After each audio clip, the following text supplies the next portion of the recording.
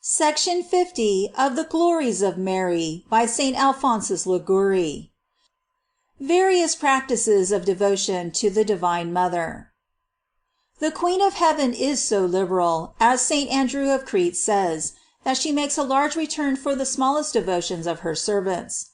But two conditions are necessary for this. First, that we offer her the homage of a soul pure from sin, for otherwise Mary will say to us what she said to a soldier, a man of vicious habits, who, as St. Peter Celestine relates, offered every day a devotion to the Virgin.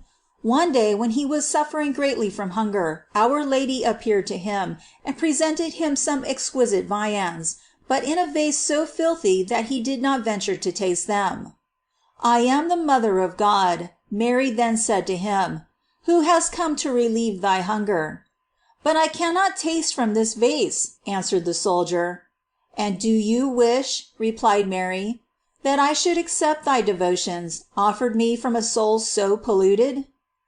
The soldier at these words was converted, became a hermit, lived 30 years in the desert, and at death the Virgin again appeared to him and conducted him to heaven. We have said, in the first part of this work, that morally speaking, it was impossible that a servant of Mary should be lost. But this must be understood with the condition, that he lives without sin, or at least he wishes to abandon it, for then Our Lady will assist him. But if any one, on the other hand, should sin, in the hope that Our Lady will save him, he would by his sin render himself unworthy and incapable of the protection of Mary. The second condition is, that he perseveres in his devotion to Mary. "Perseverance alone shall merit a crown," says St. Bernard. "Perseverantia sola meretur coronam." Thomas à Kempis, when a young man, was accustomed daily to have recourse to the Virgin with certain prayers. One day he omitted them, then he omitted them for some weeks, then he gave them up entirely. One night he saw Mary in a dream, who embraced his companions, but having come to him said, "What do you expect, who have given up your devotions? Depart, for you are unworthy of my favors." Terrified by these words, Thomas awoke and resumed his accustomed prayers. Richard therefore with reason says, "He who is perseveringly devoted to Mary will be blessed with hope that all his desires may be gratified." But as no one can be secure of this perseverance, no one can be sure of salvation before his death. It was a very remarkable document which Brother John Berkmans of the Company of Jesus gave to his companions, when he was requested by them to leave with them in writing what was the most pleasing devotion which they could make to Our Lady, in order to obtain her protection, and he answered, "Any small thing, but let it be constant." Quidquid minimum dum modo sit constans. Finally, however, I add here, simply and in a few words, the different devotions we may offer to our Mother to obtain for us her favor. A thing which I consider the most useful that I have written in this little work. But I do not so much recommend to my reader to practice them all, as to practice those which he selects, with perseverance, and in fear of losing the protection of the Divine Mother, if he neglects to continue them. Oh, how many who are in hell would have been saved, if they had continued the devotions which they once commenced to Mary! Devotion 1. Of the Hail Mary. This angelic salutation is very pleasing to the most holy Virgin, for it seems to renew, as it were, the joy which she experienced, when St. Gabriel announced to her that she was made Mother of God, and therefore we should often salute her with the Hail Mary. "Salute her with the angelic salutation," says Thomas à Kempis, for gladly does she hear this sound. The Divine Mother herself said to St. Matilda that no one could better salute her than with the Hail Mary. He who salutes Mary will also be saluted by her. St. Bernard heard himself once audibly saluted from a statue of the Virgin, which said to him, "Hail, Bernard!" Ave Bernarde. And the salutation of Mary, says St. Bonaventure, will be some grace, whereby she always responds to those who salute her. And Richard adds, "If any one comes to the Mother of our Lord saying, Hail Mary, could she deny him the favor he asks?" Mary herself promised Saint Gertrude help in death for every Hail Mary she said. The blessed Alanus asserts, that as all heaven rejoices when a Hail Mary is said, so the devil trembles and flees. Caelum gaudet, Satan fuget, cum dico Ave Maria. Which Thomas a Kempis also confirms, for a devil who once appeared to him suddenly fled at hearing the Hail Mary. The practice of this devotion is: first, to say every morning on rising, and every evening on going to bed, 3 Hail Marys, prostrate or at least kneeling, adding at each that short prayer: By thy pure and immaculate conception, O Mary, make my body pure, and my soul holy. To ask the blessing of Mary as our mother, as Saint Stanislas always did, and place ourselves under the mantle of Our Lady, praying her that during the following day or night she may keep us from sin. And it is a great help to this, to keep near the bed a beautiful image of the Virgin. Second, to say the Angelus, etc., with the 3 Hail Marys, as usual, in the morning, at noon, and in the evening. John the 22nd was the first pope who attached an indulgence to this devotion, on the occasion, as Father Crasset relates, when a criminal who was condemned to be burned, by invoking Mary on the vigil of her Annunciation, remained uninjured, even to his garments, in the midst of the flames. Benedict XIII at length granted 100 days indulgence to those who recite it, and at the end of the month a plenary indulgence, having made their confession and received Holy Communion. Father Crasset also states that there have been other indulgences granted by Clement X to those who at the end of each Hail Mary add, Thanks be to God and Mary, Deo gratias et Mariae. Formerly, at the sound of the bell, everyone knelt to say the Angelus. Now some are ashamed to do so. But St. Charles Borromeo was not ashamed to descend from his carriage or horse, to recite it in the street, and sometimes in the mud. It is related that a certain indolent religious, who would not kneel at the signal for the Hail Mary, saw the belfry bow 3 times, and a voice spoke from it, which said, Behold, thou wilt not do what even senseless creatures do. Let it be remembered, that as Benedict XIV directed, in the Paschal season, instead of the Angelus, the Regina Caeli is said. And from Vespers on Saturday through the whole of Sunday, the Angelus Domini is said standing. Third, to salute the Mother of God with a Hail Mary every time the clock strikes. Alphonsus Rodriguez saluted Mary every hour, and in the night when the hour came, the angels woke him, that he might not omit his devotion. Fourth, on quitting or entering the house, to salute the Virgin with a Hail Mary, that at home and abroad she may protect us from sin, and to kiss her feet as the Carthusian fathers are accustomed to do. Fifth, to pay reverence with a Hail Mary to every image of Mary which we meet, and let everyone who can do so place some beautiful image of the Virgin in a niche in the walls of his house, that it may be honored by those who are passing by.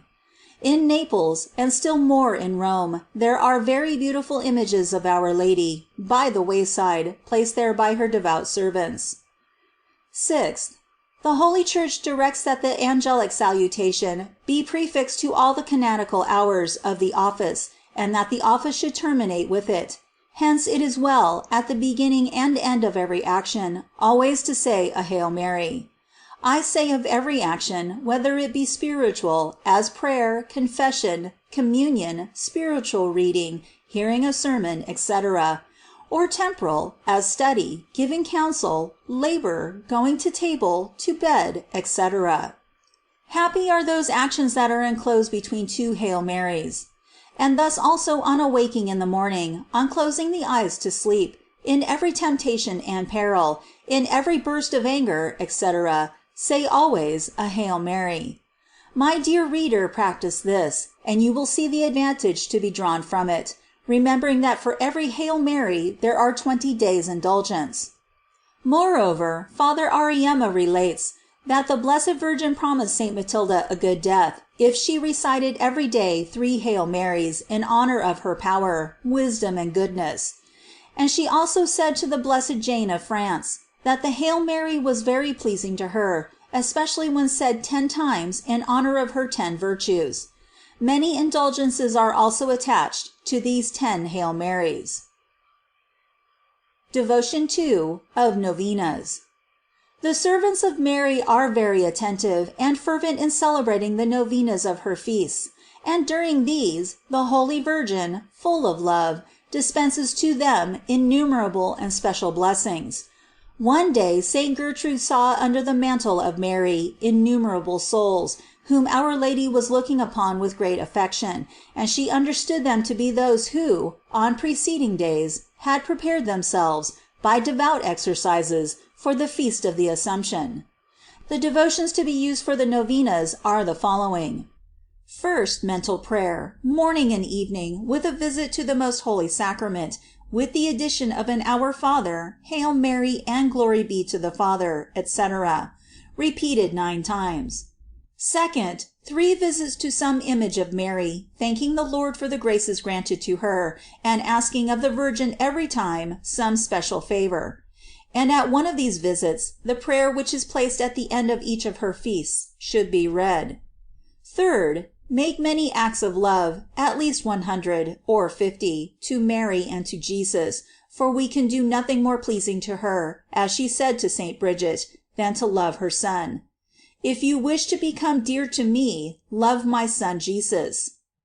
Si te mihi vis divincere, ama filium meum Jesu. Fourth, read every day of the novena, for a quarter of an hour, some book which treats of her glories. Fifth, make some external mortification of haircloth, discipline, etc., with fasting, or some abstinence at table from fruits or other agreeable food, at least in part, chewing also some bitter herb. And on the vigil of the feast, fast on bread and water. But all this must be done always with the permission of a spiritual father. But better than all others are the practices in these novenas of internal mortifications, as abstaining from the indulgence of curiosity, either through the eye or the ear, remaining retired and silent, obeying, not answering with impatience, bearing contradictions, and other things of the sort, which may be used with less danger of vainglory and greater merit. And for these too, the permission of the director is not needed. The most useful exercise is to propose at the beginning the amending of some fault into which we are most liable to fall, and to this end it is well, at each of the visits above named, to ask pardon for some past sin, renew the intention of avoiding it in future, and implore the help of Mary in keeping this resolution.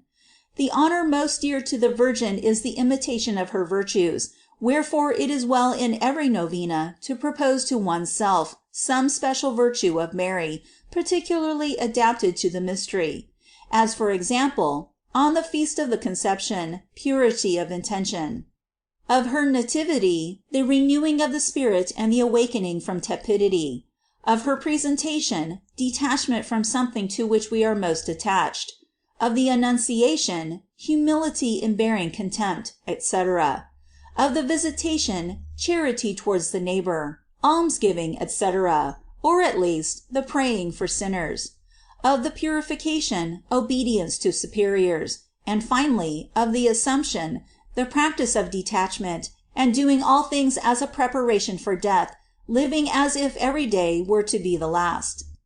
In this way the novena will prove of great service. Sixth, besides the communion on the day of the feast, it is well to ask it more frequently of the spiritual father on the days of the novena. Father Segneri said that we cannot honor Mary better than with Jesus; for she herself, as Father Crasset relates, revealed to a holy soul that nothing dearer could be offered to her than the Holy Communion, for there Jesus Christ gathers in the soul the fruit of his passion.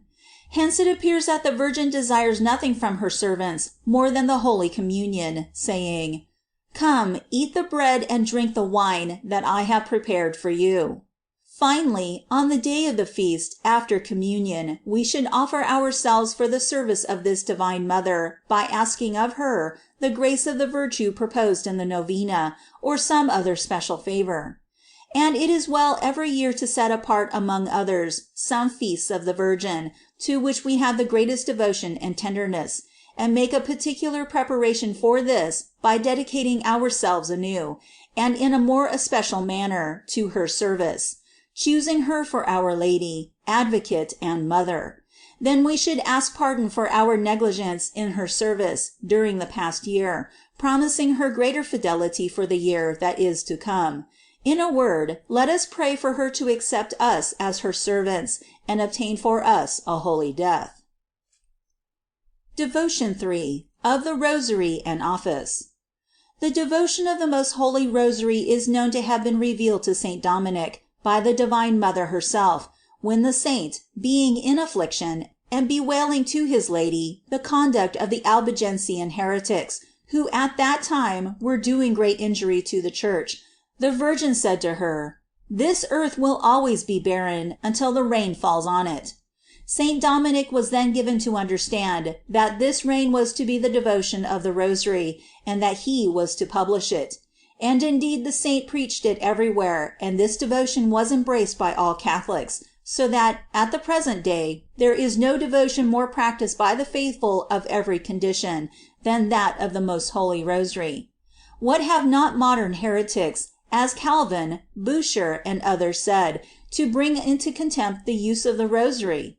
But the great good is well known, which this noble devotion has brought to the world. How many by its means have been freed from sin? How many led to a holy life? How many have had a good death and are now saved? Let us read the various books which treat of it. It is enough to know that this devotion has been approved by the Holy Church, and the sovereign pontiffs have attached indulgences to it. To him who recites the third part of the Rosary, the indulgence of 70,000 years is granted, and to him who recites it entire, 80,000, and yet more to him who recites it in the chapel of the Rosary.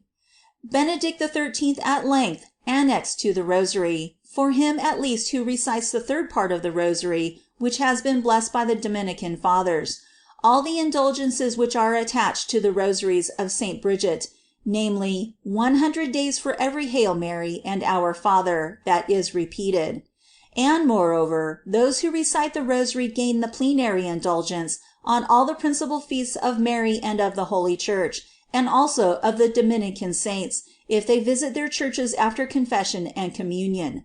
But let it be remarked that this is understood of those whose names are inscribed in the book of the Rosary, to whom a plenary indulgence is also granted on the day when their names are inscribed, provided they have made their confession and communion, and 100 years if they wear the Rosary, and to those who make mental prayer once a day, 7 years each time, and a plenary indulgence at the end of the month.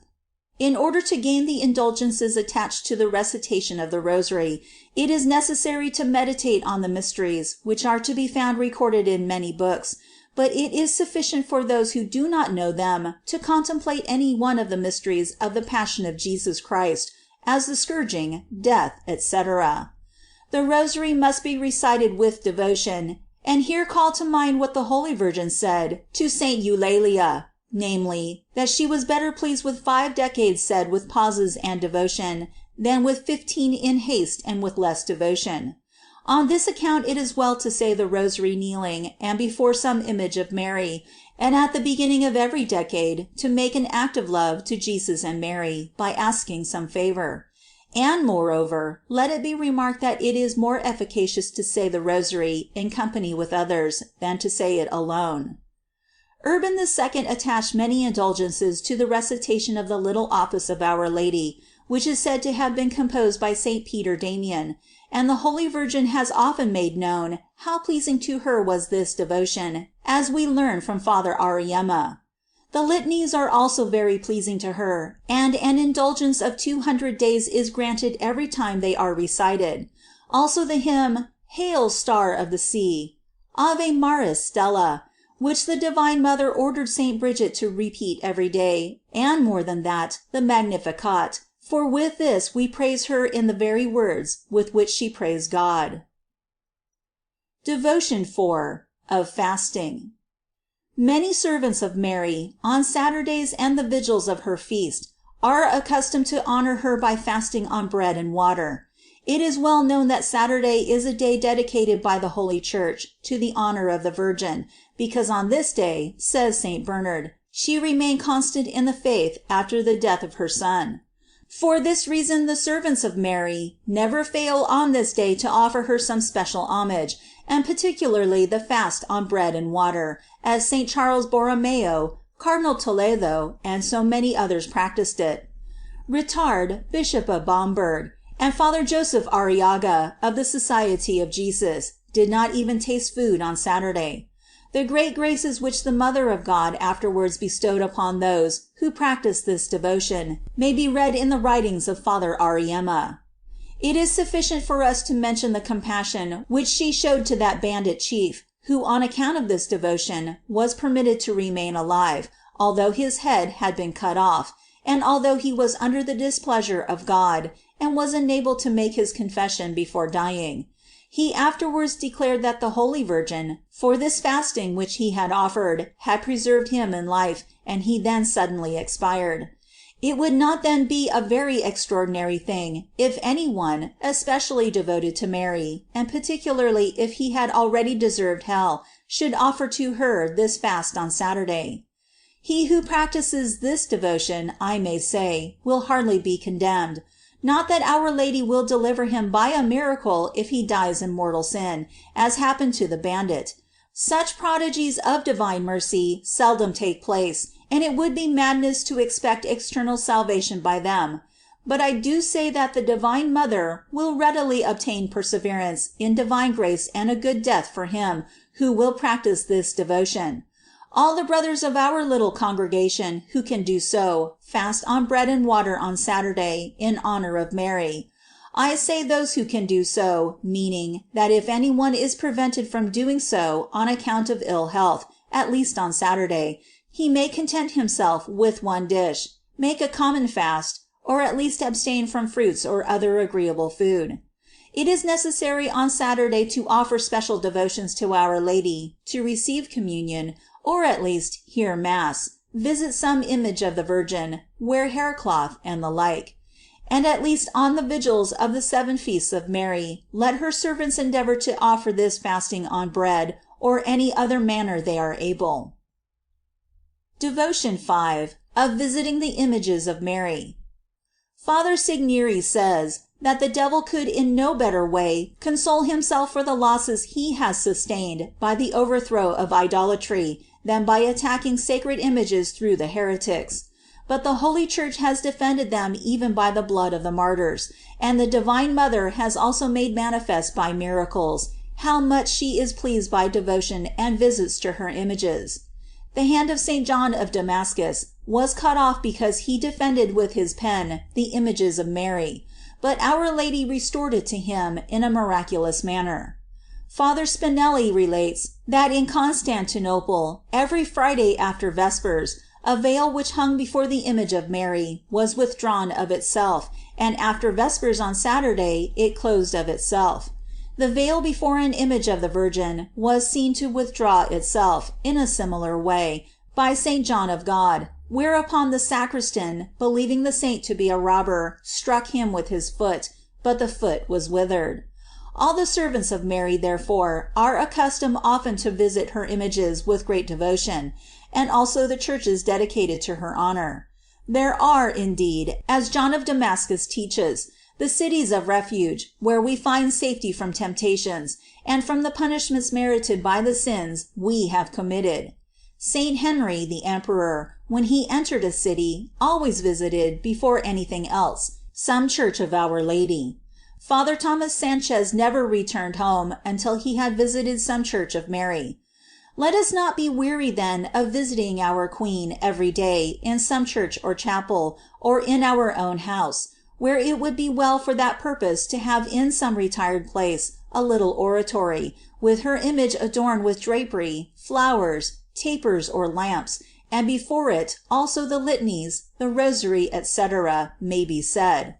For this purpose I have published a little book, which has already gone through 8 editions, of visits to the Most Holy Sacrament, as well as to the Virgin, for every day in the month. Some devout servant of Mary may cause one of her feasts to be celebrated in some church or chapel, and preceding it by a novena, with the exposition of the sacrament, and also with sermons. But here it is well to notice the fact which Father Spinelli relates in the Miracles of the Madonna. In the year 1611, in the celebrated sanctuary of Mary in Monte Vergine, it happened that on the vigil of Pentecost, the people who thronged there profaned that feast with balls, excesses, and immodest conduct, when a fire was suddenly discovered bursting forth from the house of entertainment where they were feasting, so that in less than an hour and a half it was consumed, and more than 1,500 persons were killed. 5 persons who remained alive affirmed upon oath that they had seen the Mother of God herself, who with 2 lighted torches set fire to the inn. After this I entreated the servants of Mary to abstain as far as they can, and to induce others to abstain from going to such sanctuaries of Our Lady in times of feasting, for hell then received much more fruit from it, than the Divine Mother received honor. Let him who practices this devotion go and visit them at a time when they are not thronged. Devotion 6. Of the Scapular. As men take pride in having others wear their livery, so the most holy Mary is pleased when her servants wear her scapular, as a mark that they have dedicated themselves to her service, and are of the number of the family of the Mother of God. Modern heretics, of course, ridicule this devotion, but the Holy Church has approved it by many bulls and indulgences. And Father Crasset relates, and also Father Lezana, when speaking of the scapular of Mount Carmel, that about the year 1251, the Holy Virgin appeared to the Blessed Simon Stock, an Englishman, and giving him her scapular, said to him that those who wore it should be saved from eternal damnation in these words: "Receive, O my very beloved Son, this scapular of thy order, the badge of my confraternity, a privilege granted to thee and to all other Carmelites, and any one who wears this at death shall be delivered from eternal flames." And Father Crasset still further relates that Mary appeared at another time to Pope John XXII, and directed him to declare to those who wore the above mentioned scapular that they should be released from purgatory on the Saturday after their death. This the same pontiff announced in his bull, which was afterwards confirmed by Alexander V, Clement VII, and others, as the above named Father Crasset relates in the passage above cited. And as we have remarked in the first part, Paul V mentions the same, and appears to explain the bulls of the preceding pontiffs, prescribing in his bull the conditions to be observed, in order to gain the indulgences annexed, namely, the observance of chastity according to the state of life, the recitation of the little office of the Virgin, and for him who cannot recite that, the observance at least of the feasts of the Church and abstinence from meat on Wednesday. Thus the indulgences that are attached to this scapular of Our Lady of Mount Carmel, as well as the others of the Dolors of Mary of Mercy, and particularly to that of the Conception, are innumerable, daily and plenary, in life and at the article of death. For myself, I have taken all the above mentioned scapulars, and let it be particularly made known that, besides many particular indulgences, there are annexed to the scapular of the Immaculate Conception, which is blessed by the Theatine Fathers, all the indulgences which are granted to any religious order, pious place, or person; and particularly by reciting Our Father, Hail Mary, and Glory be to the Father 6 times, in honor of the most Holy Trinity and of the Immaculate Mary, are gained each time all the indulgences of Rome, Portiuncula, Jerusalem, Galatia, which reach the number of 433 plenary indulgences, besides the temporal, which are innumerable. All this is transcribed from a sheet printed by the same Theatine Fathers. Devotion 7. Of entering into the confraternities of Mary. Some persons disapprove of confraternities, saying that they give rise to contention, and that many persons join them for human ends. But as the Church and the sacraments are not condemned because there are many who abuse them, neither should we condemn the confraternities. The sovereign pontiffs, instead of condemning them, have approved and highly commended them, and enriched them with indulgences. St. Francis of Sales earnestly exhorts laymen to enter into the confraternities. What did not St. Charles Borromeo do to establish and multiply these sodalities? And in his synods he distinctly intimates to confessors that they should endeavor to induce their penitents to join them. And with reason, for these confraternities, especially those of Our Lady, are like so many arks of Noah, in which the poor people of the world may find refuge from the deluge of temptations and sins which inundate them in it. We will learn in the course of our missions the utility of these confraternities. Speaking exactly, there are found more sins in a man who does not belong to the confraternities than in 20 who frequent them. The confraternity may be said to be the Tower of David. The Tower of David, 1,000 bucklers hang upon it, all the armor of valiant men. And this is the cause of the good obtained from the confraternities, namely, that their members acquire in them many defenses against hell, and they make use in them of many means to preserve themselves in divine grace, which it is very difficult for persons in the world, who are not in confraternities, to practice. In the first place, one of the means of salvation is meditating on eternal truths. Remember thy last end, and thou shalt never sin. And so many are lost because they do not think of it. With desolation is the land made desolate, because there is none that considereth in the heart. But those who belong to the confraternity are led to think by the many meditations, readings, and sermons that are made there. My sheep hear my voice. Ovis mei, vocem mei audient. Secondly, in order to be saved it is necessary to commend oneself to God. Ask and you shall receive. Pedite et accipietis. And the brothers of the confraternities do this continually, and God hears them more graciously, because he has himself said, that he will willingly grant great graces to prayers made in common. If 2 of you shall agree upon earth concerning anything, whatsoever they shall ask, it shall be done for them by my Father who is in heaven.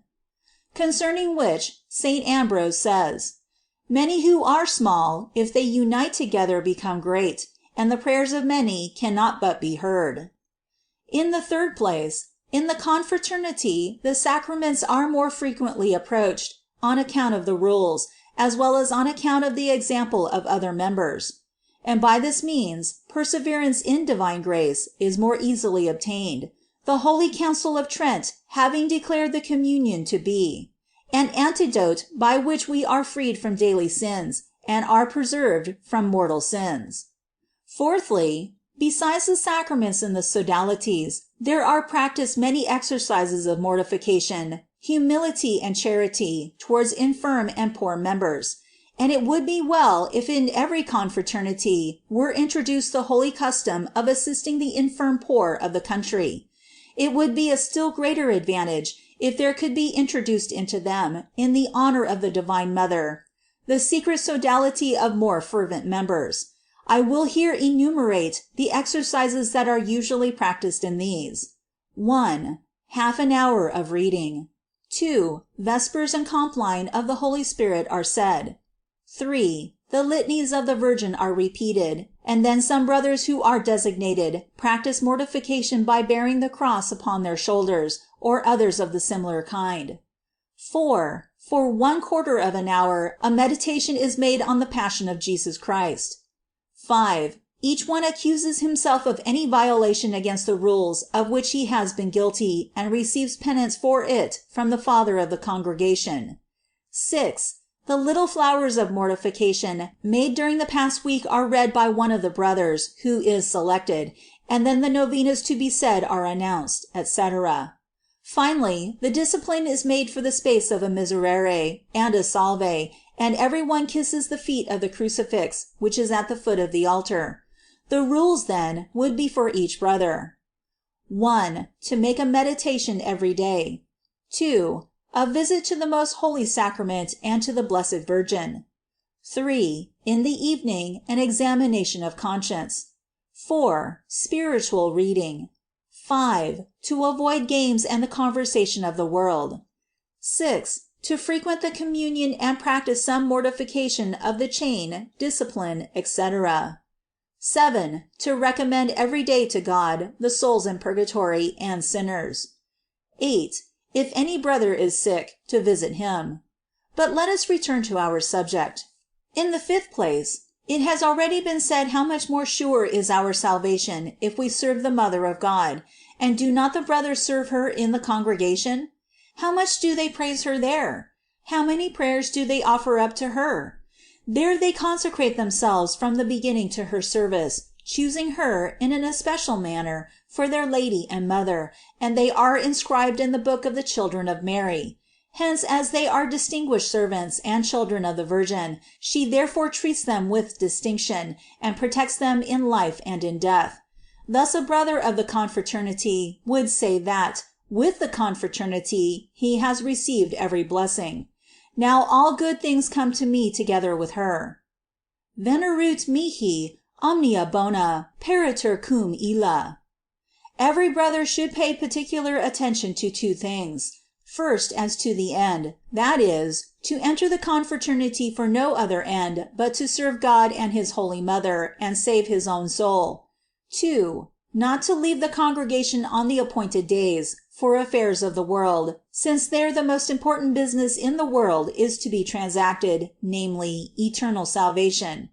Endeavor always to draw as many as you can to the confraternity, and especially to induce those brothers who have left it to return to it again. Oh, what terrible punishments has our Lord caused those to suffer who have abandoned the confraternity of Our Lady! In Naples a certain brother left the congregation, and being exhorted to return, he said, "I will return when my legs are broken and my head cut off." And he was a prophet, for very soon after his legs were broken and his head cut off by some of his enemies. On the other hand, the members who persevered are favored by Mary with spiritual and temporal good. All her domestics are clothed with double garments. Omnes domestici eius vestiti sunt duplicibus. We may read in Father Ariema the special graces granted by Mary to the brothers of the confraternity in death and in life, but especially in death. Father Crasset relates that in 1586 there was a youth who, being near death, fell asleep, but afterwards awakening, he said to his confessor, "O Father, I have been in great danger of hell, but my Lady has rescued me.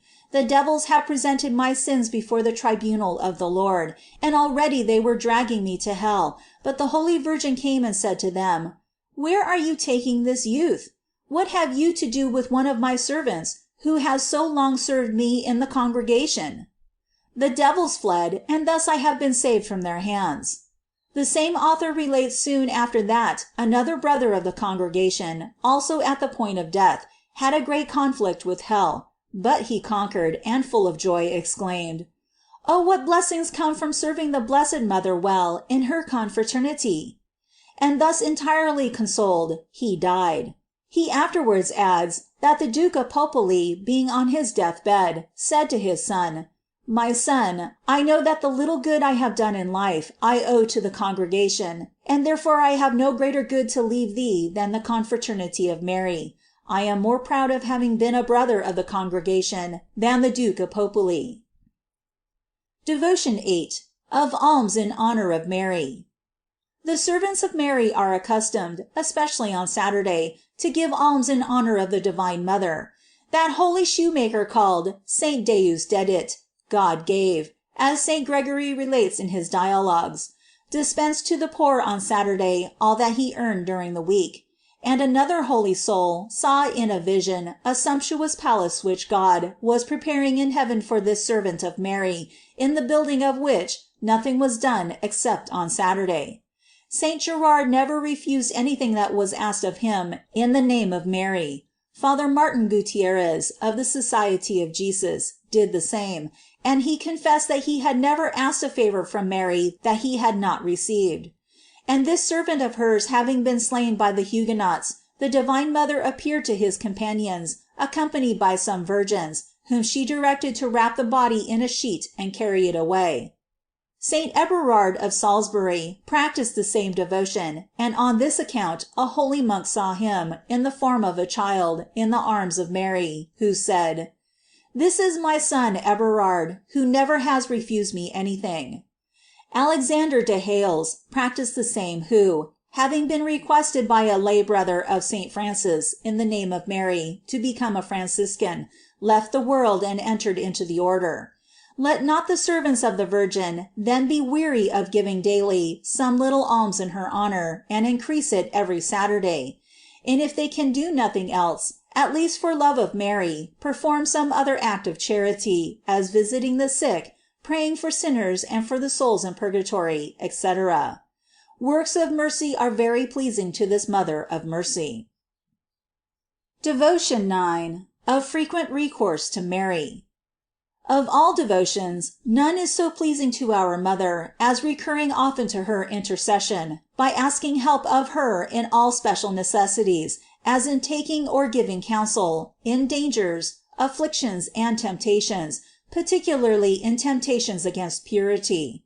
The Divine Mother will certainly deliver us, if we have recourse to her, with the antiphon: "We fly to thy patronage," "Sub tuum presidium," etc., or with a Hail Mary, or only invoking the most holy name of Mary, which has particular power against demons.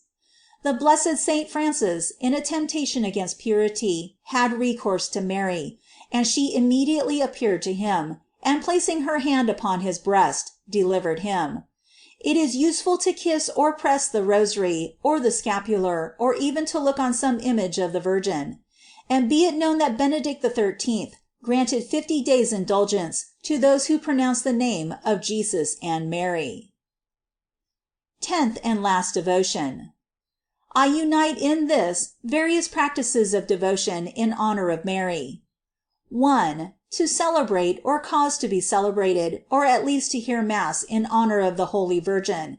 It is true that the holy sacrifice of the Mass can be offered only to God, to whom it is offered principally in acknowledgment of his supreme dominion, but as the Sacred Council of Trent declares, this does not prevent it from being offered to God in gratitude for the graces bestowed on the saints and his most holy Mother, and in commemoration of them, that they may deign to intercede for us.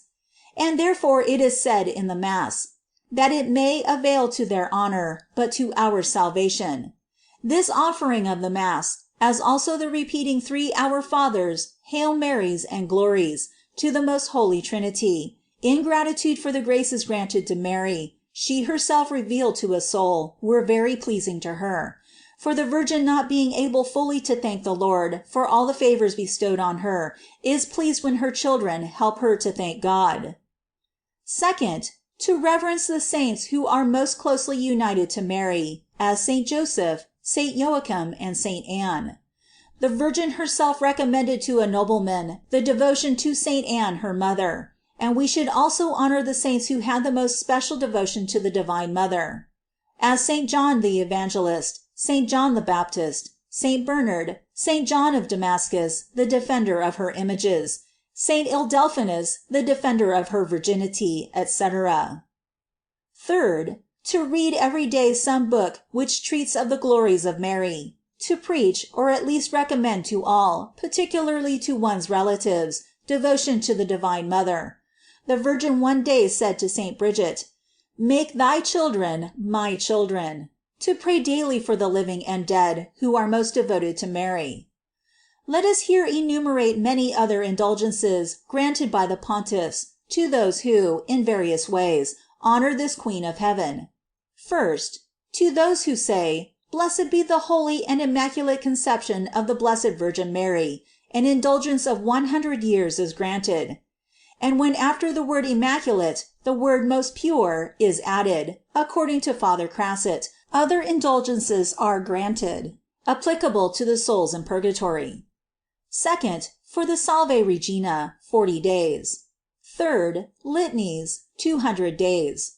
4th, to those who bow the head at the names of Jesus and of Mary, 20 days. 5th, to those who repeat 5 Our Fathers and Hail Marys in the honor of the Passion of Jesus and the Dolors of Mary, 10,000 years. and for the convenience of devout souls, I will here mention other indulgences, attached by the Supreme Pontiffs to other devotions. First, to him who hears Mass, 3,800 years. Second, Benedict XIV granted 7 years indulgence to those who make the Christian acts, with the intention of receiving in life and in death the holy sacraments, and if they are continued for a month, plenary indulgence applicable to the souls in purgatory, or to themselves at the article of death. Third, to those who recite 15 Our Fathers and Hail Marys for sinners, remission of the third part of their sins. Fourth, Pope Benedict XIV has granted more indulgences to those who make mental prayer for half an hour every day, and plenary once a month, after confession and communion. Fifth, to those who recite the prayer, Soul of Christ, Anima Christi, etc., 300 days. Sixth, those who accompany the Viaticum obtain 5 years indulgence, and with lights 7 years, and those who cannot do this, if they accompany it reciting an Our Father and Hail Mary, 100 days. Seventh, those who kneel before the Most Holy Sacrament gain 200 days. Eighth, those who kiss the cross, 1 year and 40 days. Those who bow the head at the Glory be to the Father, 30 days.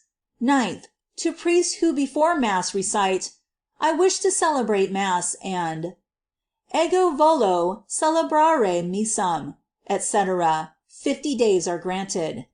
10th, to those who kiss the regular scapular, 5 years. Other indulgences may be found in the works of Father Viva. Let every one endeavor, when seeking the above named indulgences, to make an act of contrition, that he may be in a disposition to gain them. I omit other devotions, which are to be found in other books, as the 7 Joys, the 12 Privileges of Mary, and the like, and let us terminate this work with the beautiful words of Saint Bernardine. O woman, blessed among all women, thou art the honor of the human race, the salvation of our people. Thou hast a merit that has no limits, and an entire power over all creatures. Thou art the Mother of God, the Mistress of the world, the Queen of heaven. Thou art the dispenser of all graces, the glory of the Holy Church. Thou art the example of the just, the consolation of the saints, and the source of our salvation. Thou art the joy of paradise, the gate of heaven, the glory of God. Behold, we have published thy praises. We supplicate thee then, O Mother of mercy, to strengthen our weakness, to pardon our boldness, to accept our service, to bless our labors, and impress thy love upon the hearts of all, that after having honored and loved thy Son on earth, we may praise and bless him eternally in heaven. Amen. And with this, my dear reader and brother, lover of our Mother Mary, I leave you, saying to you, continue joyfully to honor and love this good lady. Endeavor also to promote the love of her wherever you can, and do not doubt, but securely trust that if you persevere in true devotion to Mary, even until death, your salvation will be certain. I finish, not because I have nothing more to say of the glories of this great Queen, but that I may not weary you. The little I have written may indeed be enough to charm you with this great treasure of devotion to the Mother of God, with which she will correspond with her powerful patronage. Accept then the desire I have had by this my work, to see you safe and holy, to see you become a loving and ardently devoted child of this most amiable Queen. And if you know that this book of mine has aided you somewhat, I pray you of your charity, recommend me to Mary, and ask of her the grace that I ask for you, namely, that we may both meet in paradise at her feet, together with all her other dear children. And last of all, I turn to thee, O Mother of my Lord, and my Mother Mary. I pray thee to accept these poor labors, and the desire I have had to see thee praised and loved by all. Thou knowest how much I have desired to complete this, my little work on thy glories, before my life, which is now drawing to a close, should end. I now say that I die content, leaving on the earth this book of mine, which will continue to praise and to preach thee, as I have endeavored always to do in these years since my conversion, which through thee I have obtained from God. O Immaculate Mary, I recommend to thee all those who love thee, and especially those who will read this my book, and especially those who will exercise the charity of recommending me to thee. O Lady, give them perseverance, make them all saints, and thus bring us all to praise thee together in heaven. O my most sweet Mother, it is true that I am a poor sinner, but I glory in loving thee, and I hope great things from thee, among others, that I may die loving thee. I hope in the sufferings of my death, when the devil will place my sins before me, that first the passion of Jesus, and next thy intercession, may give me comfort to quit this miserable life in the grace of God, to come to love him and thank thee, O my Mother, through all eternity. Amen. Thus I hope, thus may it be. O Lady, say for us to thy Son, they have no wine. How bright and clear is the intoxicating cup of this wine! The love of God inebriates us even to contempt of the world. It warms and strengthens us, renders us insensible to temporal things, and inclined to heavenly things. Thou art a fruitful field, full of virtues, full of graces. Thou didst come forth as a bright and ruddy dawn, for original sin being destroyed in the womb of thy mother, thou wast born bright in the knowledge of truth, and ruddy with the love of virtue. No enemy has power against thee, for 1,000 bucklers hang upon thee, all the armor of the valiant men. For there is no virtue which does not shine in thee, and thou in thyself dost possess all that belongs to every saint. O our Lady, our Mediatrix, our Advocate, commend us to thy Son. O Blessed One, obtain by the grace which thou didst merit, that he who, through thy means, has deigned to become a partaker of our infirmity and misery, thou also interceding may make us partakers of his blessedness and glory. Live Jesus, Mary, and Joseph. End of section 50.